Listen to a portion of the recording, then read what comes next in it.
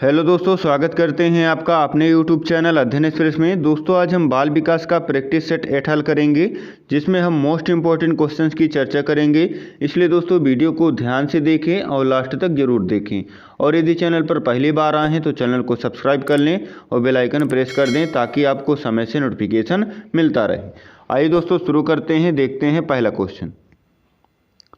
दोस्तों पहला क्वेश्चन है यहाँ पे, प्रासंगिक अंतर्बोध परीक्षण का विकास किसके द्वारा किया गया था?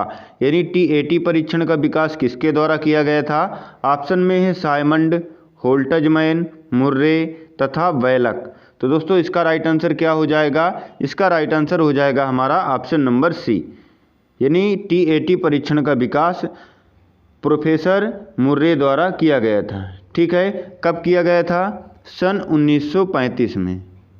ठीक है, आइए देखते हैं अगला क्वेश्चन।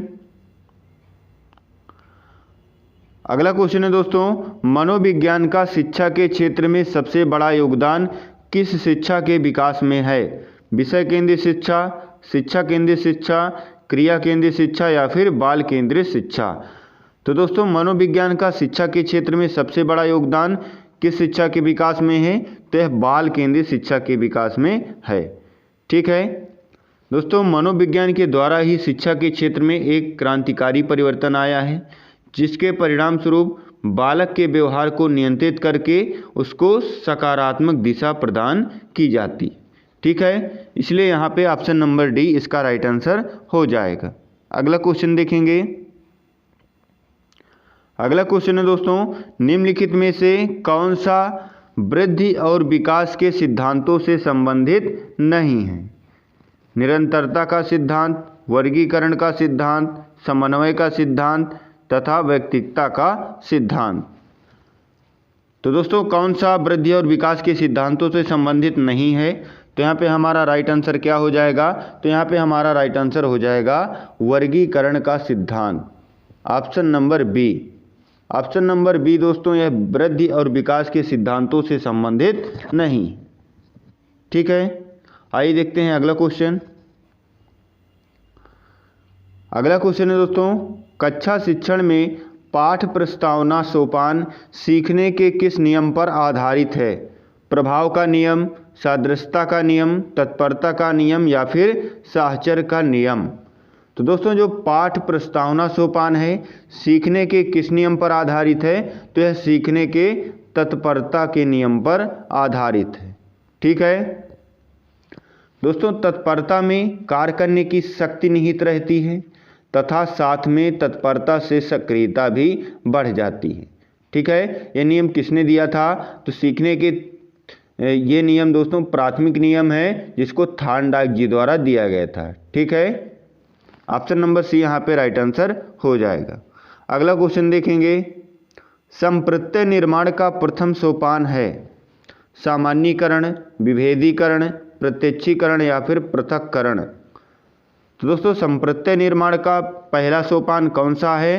तो पहला सोपान होता है प्रत्यक्षीकरण। ठीक है, इसलिए ऑप्शन नंबर सी इसका राइट आंसर हो जाएगा। पहला होता है दोस्तों प्रत्यक्षीकरण, दूसरा होता है विभेदीकरण, ध्यान दीजिएगा, दूसरा होता है विभेदीकरण और तीसरा होता है पृथक्करण, तीसरा होता है पृथक्करण और चौथा होता है सामान्यीकरण। ठीक है, इसलिए ऑप्शन नंबर सी इसका राइट आंसर हो जाएगा। अगला क्वेश्चन दोस्तों, प्रेक्षणात्मक अधिगम संप्रत्यय किसके द्वारा दिया गया था? टालमैन, बेंडूरा, थॉर्नडाइक तथा कोहलर? तो दोस्तों जो प्रेक्षणात्मक अधिगम संप्रत्यय है यह बंडूरा जी द्वारा दिया गया था, इसलिए ऑप्शन नंबर बी यहाँ पे राइट आंसर हो जाएगा। ठीक है, आइए देखते हैं अगला क्वेश्चन। अगला क्वेश्चन है दोस्तों, उदाहरण, निरीक्षण, विश्लेषण, वर्गीकरण तथा नियमीकरण निम्नलिखित में से किस विधि के सोपान हैं? निगमन विधि, आगमन विधि, अंतर्दर्शन विधि तथा बहिर्दर्शन विधि? तो दोस्तों ये सब किसके सोपान हैं, किस विधि के हैं? तो ये हमारे आगमन विधि के सोपान हैं। ठीक है, इसलिए ऑप्शन नंबर बी यहाँ पे राइट आंसर हो जाएगा। आगमन विधि क्या है दोस्तों? तो आगमन विधि में सबसे पहले क्या करता है? शिक्षक शिक्षण की आगमन विधि में शिक्षक अनेक विशिष्ट उदाहरणों के आधार पर सामान्यीकरण करने का प्रयास करता है। ठीक है, इसलिए ऑप्शन नंबर बी यहाँ पे राइट आंसर हो जाएगा। अगला क्वेश्चन देखेंगे। अगला क्वेश्चन है हमारा, अवधान के आंतरिक अथवा व्यक्तिनिष्ठ निर्धारक कौन है? पहला ऑप्शन है रुचि, लक्ष्य, अभिवृत्ति, उद्दीपक, वस्तु तथा प्रविधि, प्रकाश, ध्वनि, गंध तथा पुरस्कार, दंड, प्रोत्साहन। तो यहाँ पे दोस्तों राइट आंसर क्या हो जाएगा? तो यहाँ पे राइट आंसर हो जाएगा हमारा ऑप्शन नंबर ए। यानी दोस्तों जो रुचि, लक्ष्य और अभिवृत्ति है ये अवधान के आंतरिक निर्धारक होते हैं। ठीक है, इसलिए ऑप्शन नंबर ए इसका राइट आंसर हो जाएगा। अगला क्वेश्चन है हमारा, वह अवस्था जो कि माता के 21वें गुणसूत्र जोड़े से अलग ना हो पाने के कारण होती है उसे क्या कहा जाता है? Down syndrome, clean-filter syndrome, Turner syndrome या फिर विल्सन सिंड्रोम। तो दोस्तों क्या कहा जाता है? तो इसे हम डाउन सिंड्रोम के नाम से जानते हैं। ठीक है, इसलिए ऑप्शन नंबर ए यहाँ पे राइट आंसर हो जाएगा। आइए देखते हैं अगला क्वेश्चन। अगला क्वेश्चन है दोस्तों, कोलबर्ग के अनुसार किस अवस्था में नैतिकता बाह्य कारकों द्वारा निर्धारित होती है? पूर्व पारंपरिक अवस्था, पारंपरिक अवस्था, पश्चात पारंपरिक अवस्था या फिर उपरोक्त में से कोई नहीं। तो दोस्तों यहाँ पे पूछा है किस अवस्था में नैतिकता बाह्य कारकों द्वारा निर्धारित होती। तो दोस्तों ध्यान दीजिएगा, यहाँ पे इम्पोर्टेंट सिद्धांत है ये। लॉरेंस कोहलबर्ग के नैतिक विकास का जो सिद्धांत है तो इसमें इन्होंने 3 प्रमुख अवस्थाएं बताई हैं। कितनी दोस्तों? 3 प्रमुख अवस्थाएं बताई हैं। कौन कौन सी? पूर्व पारंपरिक अवस्था, पारंपरिक अवस्था या परंपरागत अवस्था जिसे कहते हैं, और दोस्तों उत्तर रूढ़िगत स्तर। ठीक है, तो यहाँ पे दोस्तों जो बाह्य कारकों के द्वारा निर्धारित होती है तो यह पूर्व पारंपरिक अवस्था होती है। ठीक है, यानी यहाँ पे हमारा राइट आंसर क्या हो जाएगा? Option number A. दोस्तों कोहलबर्ग के नैतिक विकास के सिद्धांत में अगर आपको डिटेल से पढ़ना है तो प्लेलिस्ट में जाकर आप वो वीडियो देख सकते हैं। ठीक है, आइए देखते हैं अगला क्वेश्चन। अगला क्वेश्चन है हमारा, अधिगम में किसने प्रभाव का नियम दिया था? पावलोव, स्किनर, वाटसन तथा थॉर्नडाइक। तो दोस्तों अधिगम के जो नियम दिए थे, मुख्य नियम थॉर्नडाइक जी द्वारा दिया गया था। ठीक है, इसलिए ऑप्शन नंबर डी यहाँ पे राइट आंसर हो जाएगा। मुख्य नियम के अंतर्गत दोस्तों 3 नियम बताए थे। कौन कौन से? अभ्यास का नियम, तत्परता का नियम तथा प्रभाव का नियम। ठीक है, इन प्रभाव का नियम किससे संबंधित है? तो ये हमारा थॉर्नडाइक जी से संबंधित हो जाएगा। अगला क्वेश्चन देखेंगे। अगला क्वेश्चन है हमारा, यह आवश्यक नहीं है कि उच्च बुद्धि वाले बच्चे किसमें उच्च होंगे? ऑप्शन में है सृजनशीलता, अध्ययन, विश्लेषण करने तथा अच्छे अंक प्राप्त करने। तो दोस्तों यहाँ पे रिक्त स्थान में कौन सा शब्द होगा? तो यहाँ पे दोस्तों हो जाएगा सृजनशीलता। क्या हो जाएगा? सृजनशीलता। यानी यह आवश्यक नहीं होता कि जो उच्च बुद्धि लब्धि वाले बच्चे होते हैं वो सृजनशीलता में भी उच्च होंगे। ठीक है, इसलिए ऑप्शन नंबर ए इसका राइट आंसर हो जाएगा। अगला क्वेश्चन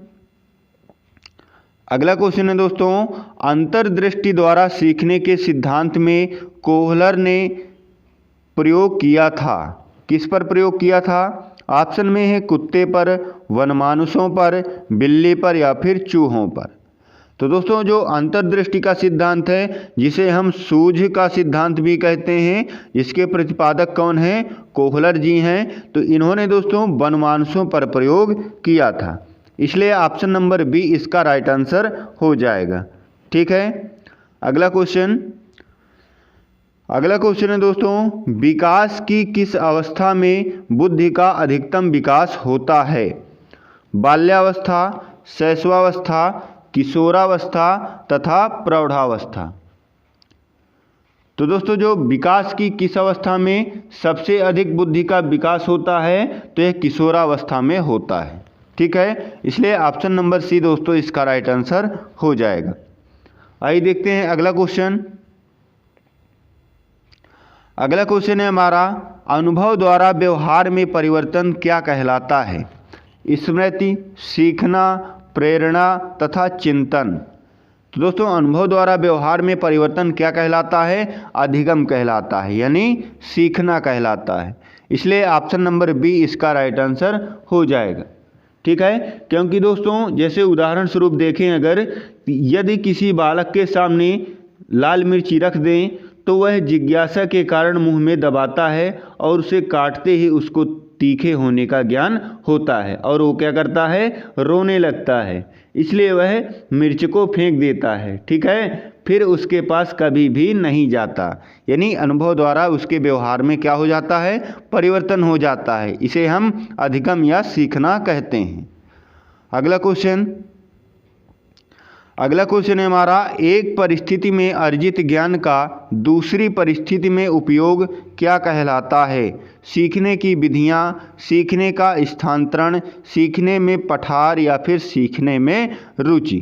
तो दोस्तों जब एक परिस्थिति में अर्जित ज्ञान को दूसरी परिस्थिति में प्रयोग किया जाता है तो क्या कहलाता है? तो यह हमारा अधिगम स्थानांतरण कहलाता है, यानी सीखने में स्थानांतरण कहा जाएगा। ठीक है, इसलिए ऑप्शन नंबर बी इसका राइट आंसर हो जाएगा। अगला क्वेश्चन है दोस्तों, ध्यान को केंद्रित करने की आंतरिक दशा है? अवधि, नवीनता, रुचि या आकार। तो दोस्तों ध्यान को केंद्रित करने की आंतरिक दशा क्या होती है? तो ध्यान को केंद्रित करने की आंतरिक दशा रुचि होती है। ठीक है, इसलिए ऑप्शन नंबर सी यहाँ पे राइट आंसर हो जाएगा। क्योंकि दोस्तों व्यक्ति की रुचि जिस कार्य में अधिक होती है वह उस कार्य को अधिक ध्यान लगाकर करता है। ठीक है, इसलिए ऑप्शन नंबर सी यहाँ पे राइट आंसर हो जाएगा। अगला क्वेश्चन है हमारा, ध्यान आकर्षित होने में किसकी प्रमुख भूमिका होती है? ध्यान को आकर्षित होने में किसकी प्रमुख भूमिका होती है? ऑप्शन में है उद्दीपन की तीव्रता, उद्दीपन की उपादेयता, उद्दीपन की विश्वसनीयता तथा उद्दीपन की सक्रियता। तो दोस्तों इसका राइट आंसर क्या हो जाएगा? तो इसका राइट आंसर हो जाएगा हमारा ऑप्शन नंबर ए, यानी उद्दीपन की तीव्रता। ठीक है, किसकी प्रमुख भूमिका होती है? तो उद्दीपन की तीव्रता की प्रमुख भूमिका होती है। आइए देखते हैं अगला क्वेश्चन है दोस्तों, किस व्यवहारवादी ने कहा, मुझे नवजात शिशु दे दो, मैं उसे डॉक्टर, वकील, चोर या जो चाहूं बना सकता हूं? किसने कहा था दोस्तों? ऑप्शन में है फ्रीमैन, न्यूमैन, वाटसन तथा होलजिंगर। तो दोस्तों यह कथन किसके द्वारा कहा गया था? तो यह कथन हमारा जेबी वाटसन द्वारा कहा गया था। इसलिए दोस्तों ऑप्शन नंबर सी यहाँ पे राइट आंसर हो जाएगा। आइए देखते हैं अगला क्वेश्चन। अगला है दोस्तों, फ्रायड के अनुसार हमारे मूल्यों का आंतरिकीकरण किसमें होता है? इदम, अहम, पराहम या फिर परिस्थितियों में। तो दोस्तों यहाँ पे राइट आंसर क्या हो जाएगा? ध्यान दीजिएगा दोस्तों, यहाँ पे इम्पोर्टेंट है। सिगमंड फ्रायड ने व्यक्तित्व को स्पष्ट करने के लिए कौन सा सिद्धांत दिया था? ध्यान दीजिएगा, मनोविश्लेषणात्मक।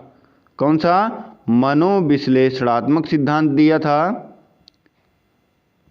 ठीक है, और दोस्तों इसमें दो मुख्य संप्रत्यय दिए थे। कौन से? एक था दोस्तों, पहला था चेतन, अर्धचेतन और अचेतन। ठीक है, चेतन, अर्धचेतन और अचेतन। और दूसरा था दोस्तों, दूसरे में इन्होंने बताया था, ध्यान दीजिएगा, दूसरों में इन्होंने बताया था इदम, अहम और पराहम। ठीक है, ये बताया था। तो दोस्तों फ्रायड ने व्यक्तित्व संरचना में इदम, अहम तथा परा अहम इन 3 तत्वों को विशेष महत्व देते हैं। ठीक है, उनके अनुसार दोस्तों जब ये तीनों एक दूसरे के साथ समन्वित होते हैं तब कार्य करते हैं। ठीक है, तो व्यक्ति अपने वातावरण के साथ प्रभावशाली ढंग से समन्वय स्थापित कर लेता है। ठीक है, तो यहाँ पे दोस्तों क्या पूछा गया है, मूल्यों का आंतरिकीकरण तो किसमें होता है, तो ये दोस्तों पराहम में होता है। किसमें, पराहम में, इसलिए ऑप्शन नंबर सी इसका राइट आंसर हो जाएगा। ठीक है, और दोस्तों इदम के अनुसार क्या होता है, तो इदम में व्यक्ति को अपनी दमित इच्छाओं की तत्काल पूर्ति करने के लिए प्रयास करने हेतु उकसाता है। ठीक है, जबकि जो परा अहम होता है दोस्तों, जो परा अहम होता है यह सामाजिक मान्यताओं व परंपराओं के अनुरूप कार्य करने की प्रेरणा देता है। ठीक है, तो यहाँ पे दोस्तों मूल्यों का आंतरिकीकरण पूछ रहा था, इसलिए ऑप्शन नंबर सी इसका राइट आंसर हो जाएगा। तो दोस्तों यह लास्ट क्वेश्चन था आज का हमारा। और वीडियो कैसा लगा, यदि अच्छा लगा हो तो लाइक और शेयर करना ना भूलें, और यदि चैनल पर पहली बार आए हैं तो चैनल को सब्सक्राइब कर दें और बेल आइकन प्रेस कर दें, ताकि आपको समय से नोटिफिकेशन मिलता रहे और आपको ऐसी ही वीडियो प्राप्त होती रहे। मिलेंगे दोस्तों अगले वीडियो में। जय हिंद, जय भारत।